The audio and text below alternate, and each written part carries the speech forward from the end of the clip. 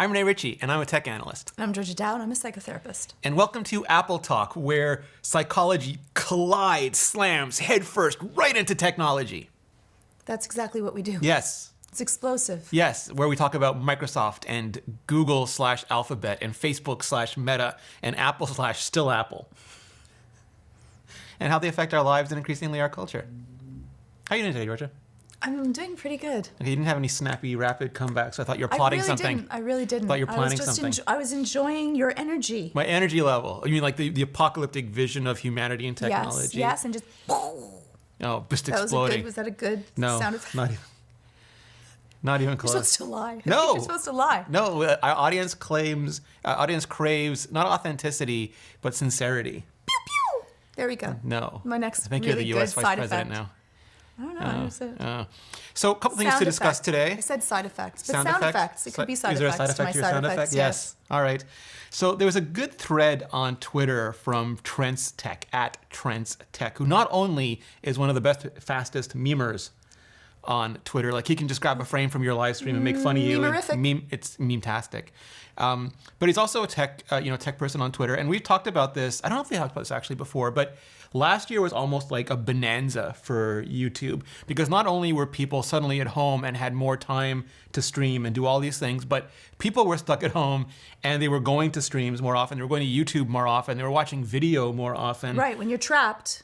Yeah, you're bored. Like, figure it out. You're stuck in a 10-foot cube for you're gonna find something to keep yourself distracted months. so that you don't get overly anxious or depressed, though consuming so much social media. Let's just leave that up to. Well, this is not the doom scrolling episode, Georgia. We've done the doom scrolling. Apologies. This is the binging. So last year, people really binged on YouTube, and a lot of people who were established on YouTube or decided to get into YouTube because they didn't have anything else to do, they were stuck at home, they got a lot of success because there were just a lot of eyeballs around and very little content, so people watched a lot.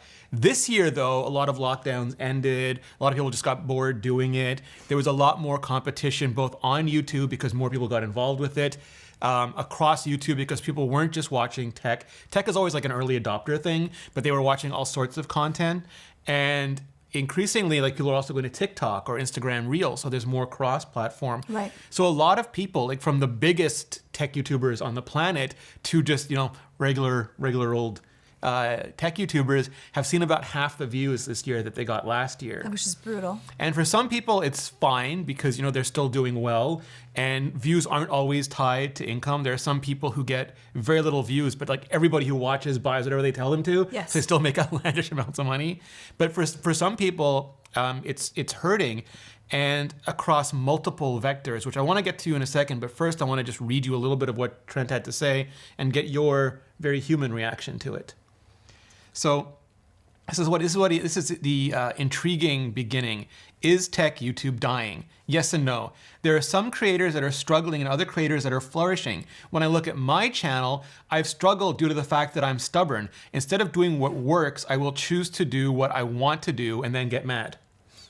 I understand that. Yeah? I understand that. There's that stubbornness, right, in our personalities of not wanting to be forced into a stream and being able to keep doing the things that we enjoy.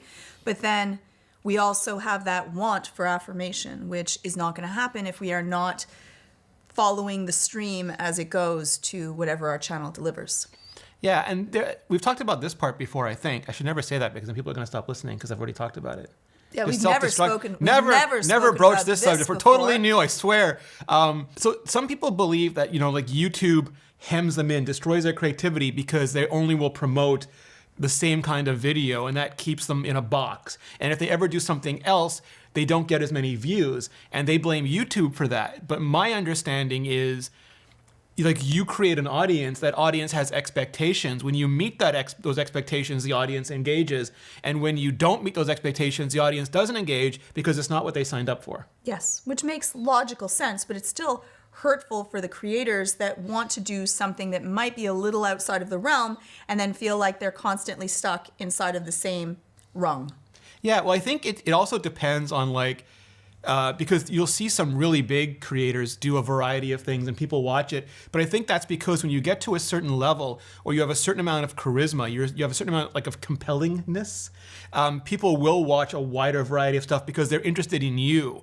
Whereas for most people, they're not as interested in you as they are the topic. Yes, sometimes you are the channel, so it's Yes. your personality that is drawn to, and they'll watch you as you cook, as you work out, and they just kind of hang out because they want to be with you. Yes. The more that they watch you, the more that they feel that they actually know you and they understand who you are as an existence. So that means that your channel is built around you-ness. Yes. Versus other channels are built topically, and you go because you are interested in that topic more than the person that is giving the information. They may like the package and the way that it's dealt with, but it really is drawn by the subject matter. And if your channel is very subject matter driven, you fall outside of that subject matter, people are not going to continue watching, right? And because of that, then one is people can become disgruntled and decide not to go back to your channel at all, Yes. which is, or unsubscribe, or decide that they're just never gonna. Yeah, or if they don't watch, YouTube something, treats them as unsubscribed anyway. right. And so that ends up getting you dinged for doing things that are outside that zone. And so some people actually will make a separate channel to be able Yeah. to deal with whatever cooking, and another channel deals with cars. Yes. You know, and then cars and cooking doesn't usually go together the same way. Yeah, and maybe those audiences don't even know about the other channels or just like peripherally. Yes. And like again, some people will say, well, you know, people like who's a hot actor? Like people like The Rock. They're gonna watch any movie that The Rock is in. But that's very few movie stars. Like most movie stars are still working in cafes or restaurants to make their payments. But other movie stars, they happen to be in the movie. Like the vast majority of people in movies just happen to be in the movies. There are very few people who, like, people will go, like, the star is more important than the movie. Like, you got to be named Chris or something at this point. Right. Basically. Chris is a popular name right now. Oh, yeah, like Reynolds or, not Chris, no, it's Ryan Reynolds. Yeah, Ryan Reynolds. Chris Evans, Chris Helmsworth, Chris Pratt. You got to be one of those sorts of people. But even then, I think that many people in that case will watch the movie if the subject matter is interesting for them, even if you are more based upon celebrity. Yeah, and I think the same thing is prominently true on YouTube. Like someone might watch Justine do a tech unboxing and bake a cake, or Casey Neistat just a day in the life of whatever Casey Neistat does with his life, or even like a Peter McKinnon sort of thing. But the vast majority of people, they're there because. So here's the thing, like. Yes, steakhouses are great, but they're expensive and there's not that many of them. There's so many McDonald's and people go there because I want a Big Mac. And if McDonald's all of a sudden like had a completely different menu, you'd be like, no, McDonald's, this is not what I came here for. No. You go to a Big Mac and it's not a Big Mac. Yeah. Like the nice part about McDonald's is no matter where you go, any place in the world, a Big Mac is going to taste like a Big Mac. Yes. Now they might expectations. They might have extra little things that are different from store to store. Like here they serve poutine. Yes. Other places they might serve Wait, something. what? You haven't? Oh, they're pretty good. Other places might have something different, but you know if you order a Big Mac, you're getting what you expected. And that's what happens when people go into a channel, they end up with expectational Yes. debt. They wanted these types of things and they got whatever, they got notified that, ooh, a new video is up. And then they find out that it is not the type of video they were hoping for. And they feel like they've been baited and switched. Yeah. Yeah, absolutely. And you often see people say, like, YouTube's not showing this to my subscribers. And there's multiple reasons for that. One is that, again, that competition, and you can describe this because I don't know how it works. It seems ludicrous to me. But people will say, I never saw that video, and it could have been, like, the impressions could have been up on there, like the thumbnail could have been on their screen 8-9 times, but they just chose other videos. Yes. And that's, how does this work? That famous experiment where you have a bunch of people and you're told to count how many times they pass the ball, and a gorilla walks across the screen and you never notice? Yes. So our eyes will pay attention to things that are important to us. So if we are planning to watch, you know, in the experiment, they say count how many times the ball passes hands from one person to another. And so because you are so focused upon counting on that, your brain has filtered out, has actually blanked out to absorb any other information. So even something ludicrous as a gorilla moonwalking across the screen is not going to have any effect because our brain was not primed to look for that. And so if anything else catches our attention, then we put all of our attention upon that, but everything else is not even brought in from our short-term memory, which kind of filters everything, to our long-term memory. It isn't important enough to bridge that gap. And some things don't even go into our short-term memory. Yeah. And so it's completely forgotten. And if you ask someone, and that's why, you know, when we talk about witness testimony, Yeah.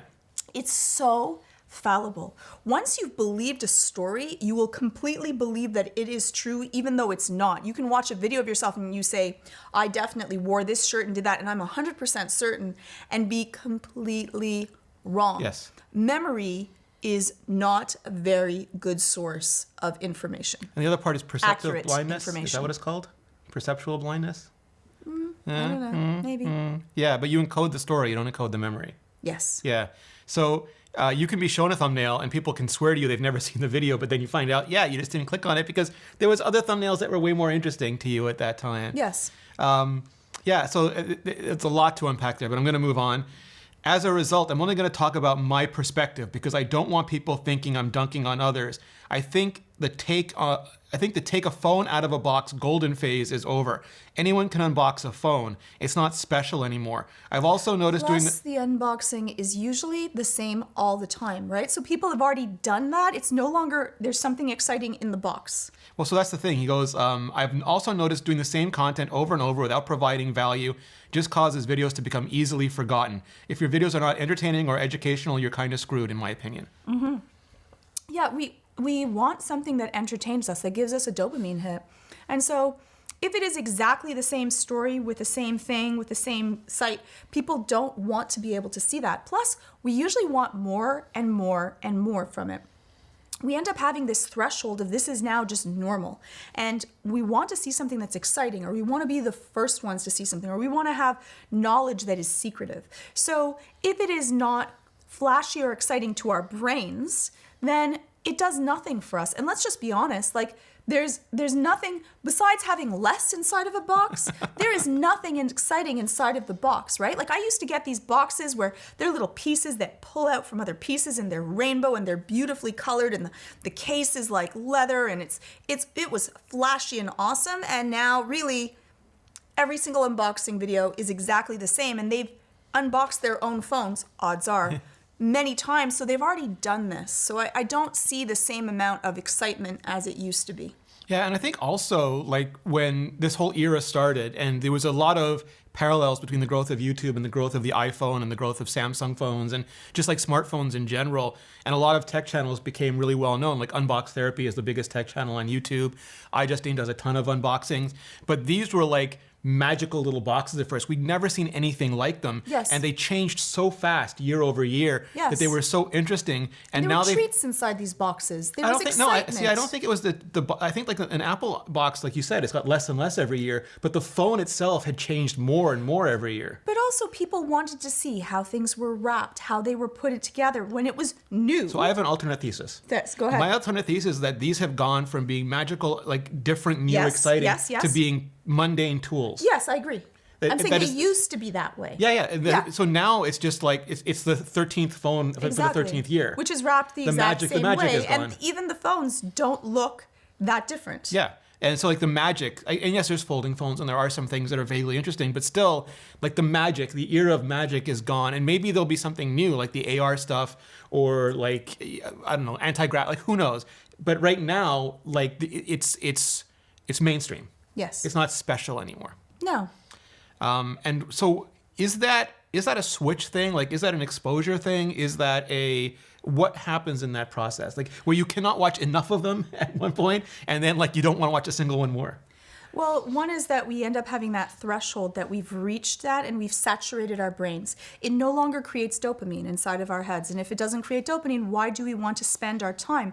Remember, all these different social media platforms and all of the people on social media are vying for the attention of few. Yeah. And we're going to go to whatever will create in us the most amount of dopamine in the shortest amount of time, right? We are greedy. Our brains are really, really greedy. So we're going to be driven to that. So in the case of unboxing a phone, maybe it'll be that we really like the person that's unboxing it, or maybe they're having their dog unbox it. That might create that. Like Hamster Squid Wars, Squid Game. Totally be in that. Yes, it got millions of views. Totally. Like that is my area. Like I would be like, yes, I'm clicking that. I can't wait. I want Yeah. to see another set of, hamsters trying to, whatever, tied to a little tiny But string. they were and talking pulling about between. this like just across, like a lot of makeup beauty channels are having the same thing because like it's the 10,000th lipstick that they're trying on. Yes, and they're going to go to the people that are the biggest or they're most exciting to them or that are doing something different and very. Yeah. It becomes really difficult. After a while, everyone's done everything before, and it's hard to captivate people's attention. And then we expect more, right? Like now I don't want to see just, hamster Squid Games. I want to see hamsters on goats Squid Games, right? Like we want something more and more. Squid Game. That would be great. They're smart. Octopus Squid Yeah, Games. That they're would be smart, so cute. but differently smart. Differently so smart. maybe. So I think that so he's talking about himself now. Trent's talking about himself now. Trent also became stagnant by not improving his editing skills over time. Other creators have adapted and raised the bar while I'm doing the same stuff and expecting people to jump on board. If I look in the mirror and was more accountable for my content, I'm pretty sure I would be doing a lot better, which is what you just talked about the bar always like. People are literally doing like these amazing dopamine flooding. It's that Yes. little mouse thing, right? Where they just press Yes, the dopamine. They're yes. doing these amazing videos where they're jumping off things, and it's just like And the constant cutting thrill and the ride. editing. Yes. Like unfortunately, we want to consume more in less amount of time. So even having a really long introduction, that might be it, and someone's gone. Yeah, well, some people are saying that TikTok is destroying us even further, that as the content types get shorter and shorter and more exciting, it destroys older, longer form content. And I'm not sure that's true because people will still sit through a movie if it's good. It's definitely things like TikTok and Reels and YouTube Shorts give you a faster, more constant hit because you're just slamming through video after video. Yes, and it's just easy to just scroll through and slow down and watch it until it goes, and then you continue to scroll through. Yeah, so he goes, another mistake, I'm relying on views and AdSense. You simply won't last by doing that. It doesn't work. What I see working are videos that are evergreen and will gain views over time Yes. instead of videos that are only relevant for 8 hours. Yes. It's like living paycheck to paycheck when a video dies fast. That's why I'm switching it up and don't care about being first anymore. And that's hard though, Yeah. right? It's a really hard thing because we want to try to get the most out there the quickest, and we end up as creators, you end up wanting to kind of grab hold of the wave and do it as quickly and effectively as possible, and we feel that loss if we had an idea and we didn't put it out, someone else puts it out and they go viral, and then our video is kind of just stagnant and flat. It becomes this feeling of we haven't done enough either, and you're constantly chasing that same high, which may not happen. Yeah, and I think there is, like YouTube calls it exhaustion. So like if we just look at like how many iPhone views is someone actually going to want to watch Right. reviews. And before, again, when they were new and novel and they were very different, and people were like debating purchases more, they might watch 5 or 6 of them. But now there's like 100 iPhone videos and you're going to hit that exhaustion point. Like maybe they'll watch Marquez's and maybe they'll watch 2 or 3 others. Yeah. But for them to get to the 10th one, it's probably not going to happen. No, they probably, after they've seen a unboxing, they might watch 1 or 2 if they're really excited about a product. But then why watch a third? Like what comes back? What information are they getting about the third one? Unless there's something that gives it to them dopamine or information or a feeling of control or knowledge, why would they do it? And the problem is that as creators, you're constantly hoping to give someone another reason to click on that link that makes it different. Yeah, and the way YouTube works, just for people who aren't don't live it every day like we do, when you put up a new video, it will send notifications to people who have subscribed to your channel and hit the bell and switch the bell to always. It'll send a push notification to them if they have notifications turned on for the YouTube app, because they don't do email notifications anymore. It's just, so you have to have all those things. That's a lot of hoops for someone to jump through. So that is by no means going to be a lot of people, much less like a lot of your subscribers. So people always say like, my subscribers didn't watch the video. Most of them had no idea that video went up. No. Because of very, very few, and you can actually look in YouTube and see maybe like 10%, 15% of people. And even those people, they might be busy at that time. They might have gotten 6 notifications from different channels they really like. They might have chosen to watch something else, or they might have seen that video, and even though they liked your channel enough to put that bell on always, that particular video didn't interest them. Yep. But the response to that is what makes YouTube, if people really like it, if they are engaging with it, YouTube will show it to more people. And the way YouTube works after that is they start showing it in concentric rings to more and more people, but each of those people are slightly less well matched to that video. So maybe like out of your notifications, you get a high response rate, but then it starts to go to the next level and the next level, and fewer people are clicking on it until it gets to a point where people are clicking on other stuff, and YouTube stops growing your video and starts growing the videos that they're actually clicking on. Right. So people, it's counterintuitive, but there's things like a click-through rate. Like what percentage of people, there's an impression is being shown your thumbnail, and how many. So you'll always see like the number of impressions, like maybe 1 million people got shown this thumbnail. Then your click-through rate is how many of those people clicked on your thumbnail. Right. And it can be between like 5%, 10%, 15%, which shows you like only like 10% got the notification, only maybe 10% clicked on the thumbnail. Right. And the more the video, the bigger the video gets, the lower that number gets, because again, they're showing it to people who are less well matched. So those people are less likely to click on your thumbnail. So as your video gets more and more views, the click-through rate goes down. And then also YouTube cares a lot about satisfaction now. So it's not just about how long they watch, but like, do they watch most of the video, the retention, the average view duration? And the more the video grows, the less that gets as well, because people might click on it to give it a chance, but the more it grows, the less likely they are to really like the video, so they'll click out more often. Soon. So people think like, I have a really high CTR, I have a really high retention. Why isn't my CTR video meaning? growing? Click-through rate. Why isn't it growing? And it's because as it grows, those things come down just because they're less well fit. Yes, but it's really hard, especially when you're a new creator, to see those numbers. Or Yes. if you're very popular and then it goes down. What happens to us as creators, or anyone that consumes or creates everything, is that you get used to that certain amount of attention, and then you actually go through a mild feeling of depression when your videos are no longer doing that well. It's really, really painful. You have a video that does really well and the next video tanks in comparison, because remember, our brain only can tell the difference in between things. So it's 2 points up, 2 points down. Even if yours was 100 and it goes to 98, you still feel that 2% difference, right? And that's a lowering of our own feelings of dopamine and happiness and oxytocin that happens when we're feeling really good about something. And so for creators, even if your video is still exceptionally popular and better than 98% of everyone else's videos, if it went down by whatever, 500,000 views in comparison to the last video, even if it is one of the top 2% of videos in the world, it's devastating. And it's very interesting that a lot of people leave because of that pain, that heartache that you feel when you were very successful to what you believe is successful, right? A lot of people that create things are perfectionists. And so you want things to be perfect, which is impossible. And then that feeling of I'm starting to fail causes that fear of failure, which then makes you maybe procrastinate or avoid putting out another video because you want to fix the mistake that you believe that you've made to create that to happen, and you end up in this negative feeding loop. Yeah, it's really interesting because I think, first of all, that whole thing I just explained is not well understood, because I keep seeing people. Right, yes. And like, you can explain it to people. You can say like, if But they don't believe it, right? It's still no, a but black I mean, like, box you to can them. give them an example and say like, if you got $10 from 1,000 people or $1 from 1 million people, they can understand that even though $1 sounds like less, it's from more people, therefore it adds up to more. Yes. But like, YouTube doesn't really, like, YouTube has a lot of educational material, but I don't think people look at it. Like, they just start their channel and they see these things. And the other thing is, I don't think we're good at setting expectations.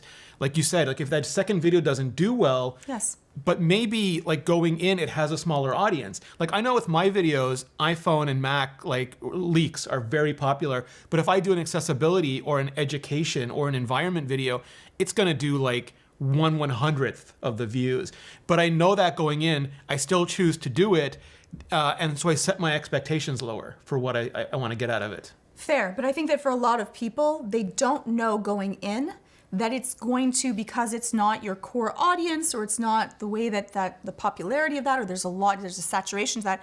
I think that it's really hard for people to go in. I think that we often overestimate our own skill level and how something's going to be successful. In our mind, we are made to see it as its best case scenario. Some people do the opposite, and they're pessimistic and they'll see it as it's going to be horrible. At least for them, though, it's anything is better than nothing, right? Just aim for failure. Just aim to fail, and then hopefully it'll be better than that. It's a better way to go about it. But the people that are more perfectionistic, you want it to be this way. You see that it could be, and then you've already set your mind at it's going to make 1 million views, and then it makes 30. That's very devastating to then continue to make something, which is what has to happen. It's also about Time. But that's the same thing we talked about before, where people talk about, I'm making these, or even like celebrities, again, like they make the big Marvel movie in order to get the power to make the smaller movie, but they understand going in that making their little independent historical period drama is not going to get the amount of money that making Avengers is going to make. Right. And I think we have to think the same way. Like, we make a bunch of successful videos. If we then choose to make a video that's more personal to us, but doesn't have the wide-ranging appeal, we have to own that choice as well. Yes, and if you set your expectations to that, that's great.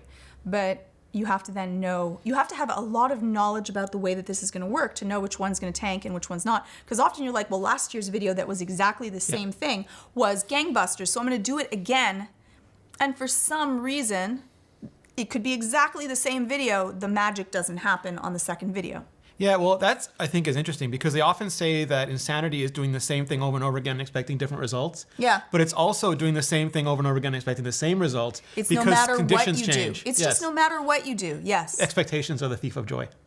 Oh, nice. So that was Marquez. Marquez tweeted that, but I think nice, he got it that's from nice. somewhere else. Still good. Some of you may agree or disagree with this super long tweet, but some of the responsibility falls on me. It's not completely on the audience or YouTube. I'll have to either work harder or smarter as things change in order to keep up. I have to balance what I want with what works. And I think that part is key because I used to feel that way. I used to feel like I was constantly at the mercy of this faceless algorithm that I didn't understand, that was stressful, that was anxiety. And now I understand that it's an audience that I'm serving, and that way I feel empowered. I like that. I think that it's one of these things where we have to kind of go into something and know that some of it is just, sometimes you make the soup and it's the exact same soup and it just doesn't work out the way that you want it to, and you have to kind of keep on going through it. It's a painful experience to create something that is like your child and it doesn't come out the way that you hoped that it would. Yeah, and I think it's something that you have to deal with because I also think that, and you were talking about this just earlier, that when YouTube started out, it was new, and now we have also things like Instagram, we have things like TikTok, and they were all new, and there was a scarcity, and people could go on those things, and maybe you didn't have the qualifications to be on network television, maybe you didn't have the charisma or whatever it is to be an actor in Hollywood. But YouTube was a fairly new thing in an open field. And because you could run a camera, you could do these things, you could make these videos and you could build these audiences. But now these platforms are becoming more and more sophisticated. The people who are doing them are becoming more and more knowledgeable. You have professionals, not only are the people who were what I would call, like, not disparaging at all, but who were amateurs, who were just super eager early adopters, are getting better and better because they're doing it every day. They're increasing their skills. Yes. But now, like, you have a lot of some of the most popular videos are music, like famous music people. Like, you can get every late night TV show on YouTube. There are professionals who worked like ILM and Pixar. Right. Like, the level is just much higher.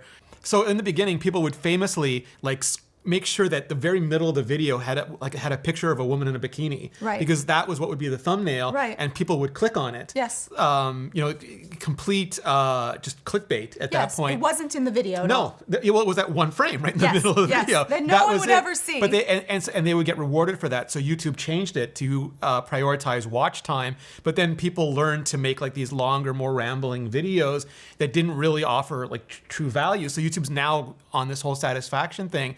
But to be, I think, successful, I think to be a middle-class person on YouTube, I think it's never been better or like a better time to be a creator, to be an indie creator, because there's so much opportunity, but it's work. Like, it's a real job. It's not like, I think people have these fantasies that it's like you just go on YouTube, you upload whatever you want, you rant on camera, press a button, and maybe like you're charismatic enough and you're smart enough. Sometimes it still happens. Yeah, yes, it totally. could. But for a lot of people, you got to work and you got to work hard, and there's just no easy days. No, and the thing is that you have to go into it knowing that you're probably going to fall down most of the time, and every time you fall down, hopefully you learn something from it and get a little bit better, and then you keep inside of the mix and keep on battling for that. That odds are your subscribers will still go up and it will take time, but this is something that you need to dedicate time for. If you're hoping for instant success, that is probably not going to happen. Probably, for some of you, awesome, it does. But for most of us, it does not. It takes a lot of time and effort, and if you enjoy what you're doing, if this process is wonderful for you and you can afford to be able to keep doing it, then wonderful. But know that, as with everything, your skill level will go up along with the time that you do it. Yeah, and I think also like what helped me personally was like I try to think like what value when I choose a video, like what value is this going to provide and to whom? And if the to whom fits my audience and the value fits my knowledge base and skill set, then I feel like it's a good video for me because it's providing something of value. And I try not to like. I think basically the age of just uploading anything is over. You know, it's like, and then maybe there was never that age. It felt like that for a while because there was scarcity, and especially last year, people were so desperate to watch things. Yes. But I think now you've got to be much more mindful, much more purposeful, and much more considerate about your strategies. Yes, and set your expectations low. Yeah, yeah. I mean, it's always better to be surprised than Happily disappointed. surprised. Yeah. So speaking of which, you decided out of the blue to make a video about a fringe animation show that ended up getting no views. Is that right? So it was really interesting because I had on my, I don't know even which video, there was a whole bunch of people that said, can you please watch this show and do a video on it? And I don't play the game even that Which the game? show, it's League of Legends. Oh, okay. And so I don't play League of Legends. I know of League of Legends. I used to run a video game podcast, but League of Legends wasn't a game that I played. So I watched the animation and then I did a video on it. And which animation is it? It's Arcane. Okay. And Oh, I'll know it. Just tell me the title. Arcane. Yeah, I don't mind if it's obscure. Just tell me the title. So horrible. And so I did the video on Arcane and it was really popular. Like, Really? Like, so I have a really tiny channel. I have a very, very small little So tiny before channel. this video, how many subscribers did you have? 10,000 And subscribers. how long did it take you to get those? 8 months, 9 8 months. months? 8, And 9 what were months you to do average this. So for a most of video? my videos get like 1,000 views. Okay. And then some videos would get 10,000. I have one video that had 140,000 and one video that made like 86,000. Was that King Shark? King Shark made it like And- 150, adorable, 150, which I was like gangbusters Yes. about. So very excited. James Gunn And- might have tweeted you. I know. So no, that was for Suicide Squad, which also then. Oh, well, that is what- no, King sorry, Shark, yeah. but it wasn't for. For It was for Peacemaker. Peacemaker, Yeah. is what I mean to say.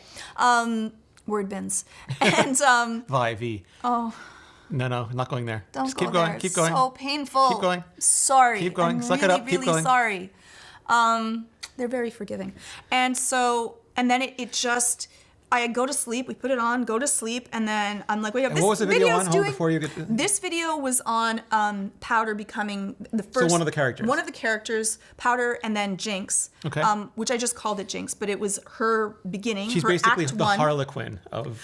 I don't like that. No? I find that offensive because she's so much more than Harlequin. She's so much more different than Harlequin, Okay. and I think that people often say that She's it's. Jinx. She's Jinx. Okay. But she's a similar in a character flavor, but I think that people just like to push everything Easily inside, identify and I everything. don't think Yes. that Okay. is a fair thing because she's a very rich character. So is Harley Quinn, but they're just different. They Okay. are separate Fair. from that. Totally But fair. anyways, and it went. What happened? Nobody watched it?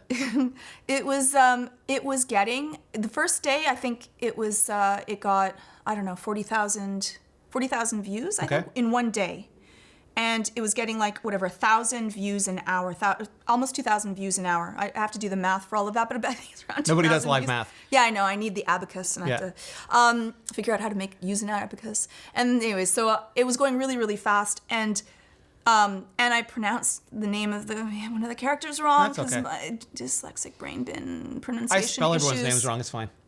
I do both though. Anyways, and it just kept on going, and the fan base for Arcane is really caring, Enthusiastic. loving, enthusiastic. They comment, they talk to each other, they completely analyze what it is. It's like dipping into this wonderful pool of people Yeah. that are like just like They delight really- in it. Yeah, Yeah. it was really kind of magical. And then I did another video that's also doing really well, but it's just so weird because So you went from 10,000 subscribers to how many in a week? in 6 days it went from 10,000 to 22,000. Wow. It's now, today is day 6 right now, and it's at And 22. how many views has the first video gotten?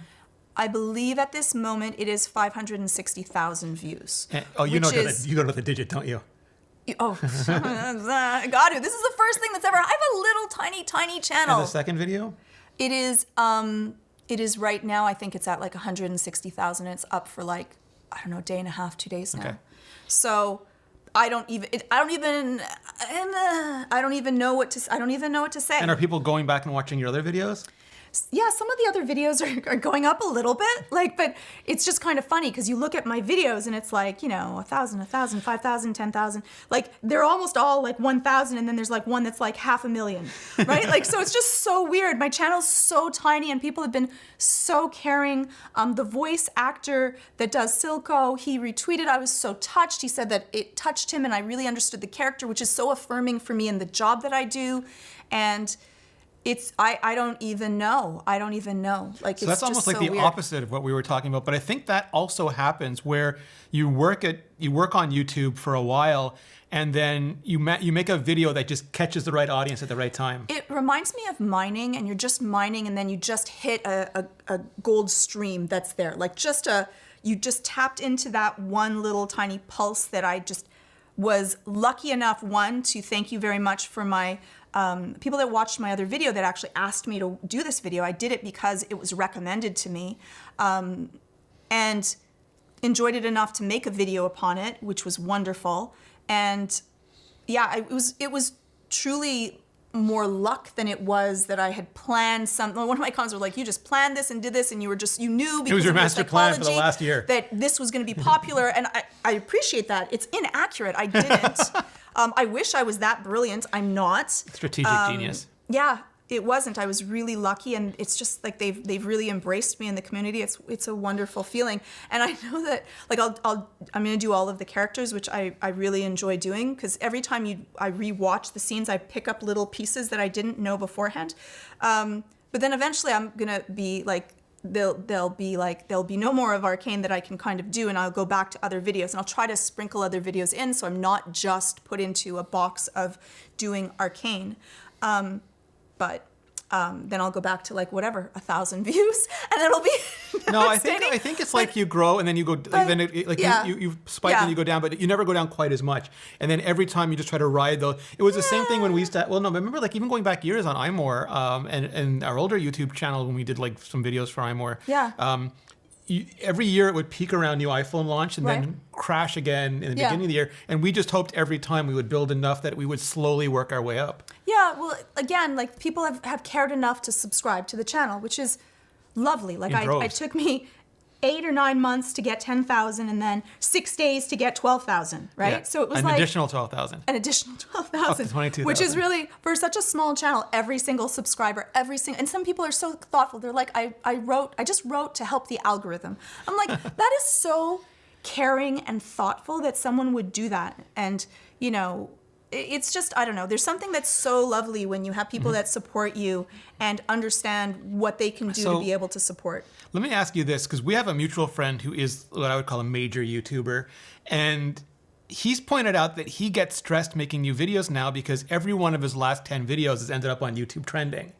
Like a big YouTuber problem. And he's always afraid the next video won't. Right. And I know like when I had a streak of really hot videos earlier in the year, each one was like, I had like 4 or 5 1 out of 10s in a row. Yeah. I was like petrified with each video and like eventually the next one was like, it was like a 7 out of 10. It has to happen. Right. But is it more stressful that way? It's like the prize fighter that never loses. You have now something to lose. Yeah. Versus the prize fighter that's lost a lot, they have only to gain. Yeah. And that's a huge difference among those two pieces where there's a lot on the line, because it's all about your ego, right? I think that I'll find out, but I think that I'm comfortable enough, and I had like a certain amount of success with doing Suicide Squad, and I did all of the characters and really enjoyed the process. And even the videos that did not do as well, like the Weasel, I loved it. I have to say I enjoyed it. It didn't matter. It was a really short video. Spoilers, he's not in that much of the movie. He's a weasel. But I loved it. I loved doing it. And so it was okay. So I hope that it'll be okay to it. But I enjoy being part of the community, so it's just fun anyways. All right, so what's your plan now is to continue doing Arcane videos and sprinkle in other videos on the way and just ride this wave?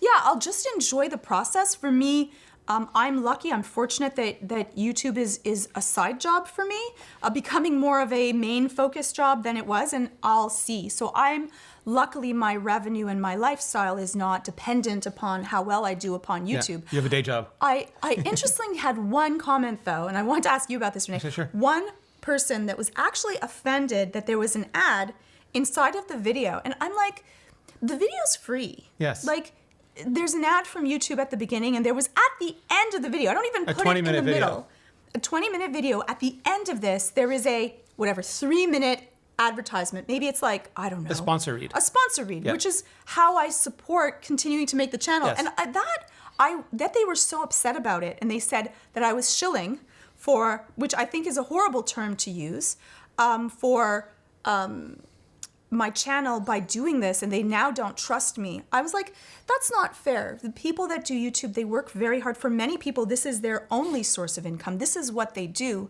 I think that your trade-off in doing this is to be able to hopefully watch the ads to help support them.